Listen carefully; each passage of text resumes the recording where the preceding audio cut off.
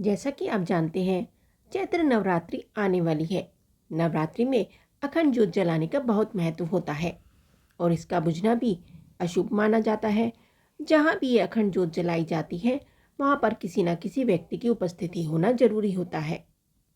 नवरात्रि यानी 9 दिनों तक चलने वाली देवी दुर्गा के 900 रूपों की आराधना के साथ ही इस पावन पर्व पर कई घरों में घट स्थापना होती है।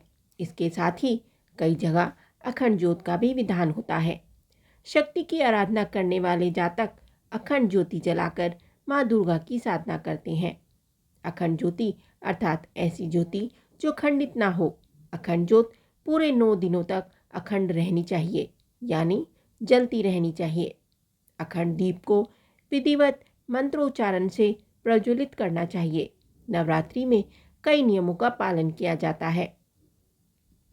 नवरात्रि में अखंड ज्योत का बहुत महत्व होता है। इसका बुझना अशुभ माना जाता है। जहाँ भी ये ज्योत जलाई जाती है, वहाँ पर किसी न किसी व्यक्ति की उपस्थिति जरूरी होती है।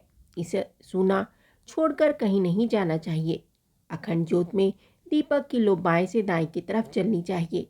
इस प्रकार का जलता हुआ दीपक आर्थिक प्राप्ति का सूचक होता है। दीपक का ताप दीपक से 4 अंगुल चारों ओर अनुभव होना चाहिए।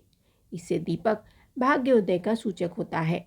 जिस दीपक की लो सोने के समान रंग वाली हो, वह दीपक आपके जीवन में धन धान्य की वर्षा कराता है एवं व्यवसाय में तरक्की का संदेश देता है।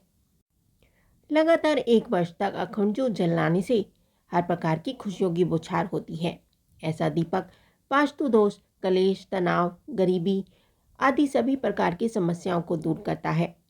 अगर अखंड ज्योति बिना किसी कारण के स्वयं बुझ जाए तो इसे अशुभ माना जाता है। दीपक में बार बार बत्ती नहीं बदलनी चाहिए। दीपक से दीपक जलाना भी अशुभ माना जाता है। ऐसा करने से रोग में वृद्धि होती है, मांगलिक कार्यों में बाधाएं आती हैं। संकल्प लेकर के अनुष्ठान या साधना में अखंड ज्योति जलाने का प्रावधान है। अखंड ज्योति में घी डालने या फिर उसमें कुछ भी बदलाव का काम साधक को ही करना चाहिए, अन्य किसी व्यक्ति से नहीं करवाना चाहिए। स्वास्थ्य के लिए भी काफ़ी अच्छी होती है अखंड ज्योत। मान्यताओं के अनुसार माँ के सामने अखंड ज्योत जलाने से उस घर में हमेशा से माँ की कृपा रहती है। नवरात्रि में अखंड दीप जलाना स्वास्थ्य के लिए भी अच्छा है, क्योंकि घी और कपूर की महक से इंसान की श्वास और नर्वस सिस्टम बढ़िया रहता है।